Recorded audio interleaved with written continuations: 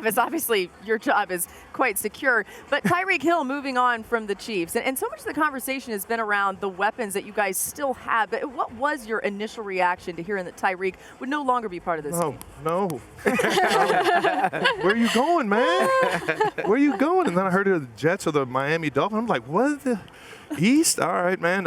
It was, we had talked about it already, man. That's my guy. I'm happy as heck for him that he's changed his life in terms of the opportunity down there in Miami, in his background or in his backyard where he grew up. But on top of that, we're going to evolve. We're going to try and find different ways to get everybody involved. It's not just quote unquote me and Tyreek show anymore. It's a lot of guys trying to figure out this new offense, and on top of that, us trying to figure out how to make this thing work the best. Well, speaking of evolution, I feel like we spent all of last season talking about the evolution of the Chiefs offense over time. If you were watching sports television and took a shot every time you heard too high, you'd be on the floor, right? So I want to ask you about that evolution because, it is something that really changed your role in that offense, the way spacing affected it, right? The loss of that spacing. How'd you feel about it, and what do you think of it going forward? That's a good question. I'm so excited for it. Because to be honest, I am forever grateful for Coach Reed and the offensive staff for not only in the pass game but in the run game maximizing my opportunities and my strengths. And what that does is it makes it easier on everybody else around me to be able to do their best. And, to see where this thing goes, man, I'm licking my chops every single time we're going through installs right now in the offseason.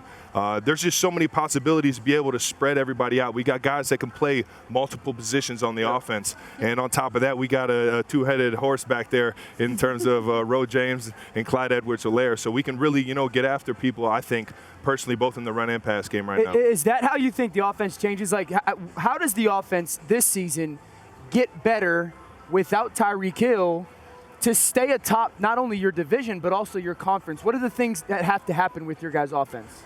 Man, that's a question that we're gonna have to figure out on the run, I believe. Okay. It's we can all say, that somebody's gonna step up here and make these plays, and somebody's gonna step up over there on the outside and make these plays.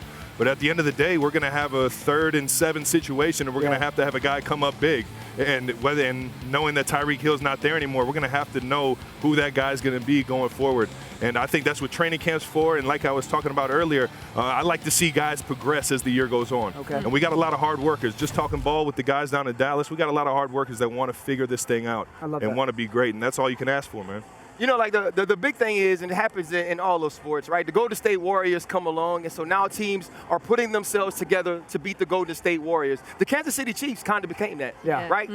Four straight AFC championships, and now you look in your division, and teams are putting themselves or building themselves to be better than y'all, to beat y'all. You see that too? Yes, that's how it works. I didn't want to think that was what was going on. But remember what they said, hey, man, to beat a man, you got to beat the man. How do you guys keep that Super Bowl window open when everybody's gunning for you like that? I'll tell you what, we always got a chance with Andy Reid. And then you throw Patrick Mahomes in that mix, and I'll take 7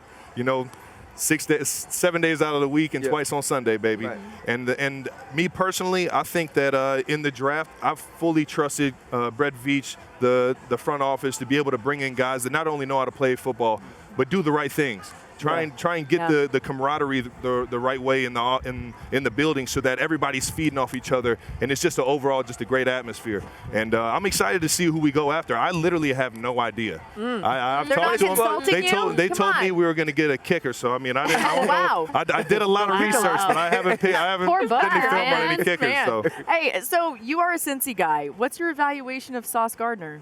Man, the Sauce Gardner, how about that guy? It's so much fun watching him just develop as a player, and everybody see his personality come out during this draft process. I'm excited for him to get his opportunity too. I don't usually get excited for defensive players. I don't know where he's going to end up. Hopefully it's not in my conference, or my division. But it's definitely exciting for me to see the guys at the University of Cincinnati have the success they've had. Him, Kobe Bryant, Desmond Ridder, all those guys really just putting our city and our university on the map like I could have never done, like anybody's ever done before. And that's a historic university in terms of football. It's over 100 years. Nippert Stadium's been there over 100 years. And a lot of coaches have been through, a lot of coaches and players have been through the university. Who's better at golf, you or Patrick? I'll give Pat that. He's been playing a lot more serious, a lot longer, man. Wow. I'll give him the A. I'm on his heels. You're nipping I'm on his heels, though. I'm on his heels, though. Absolutely. Dan loves golf almost as much as he loves football. It's so ridiculous. Yeah, it's my favorite sport. That's his money green. My favorite sport. I'll tell you what, there's a few good ones out here. There are a few courses out We here. got the money green suit, but it's also his master's suit. All right. Thank you so much for joining us. We appreciate you so much, Travis. Too much fun. We cannot wait to see what happens with you guys next season. We appreciate it. Thanks for watching ESPN on YouTube. For live streaming sports and premium content, subscribe to ESPN+.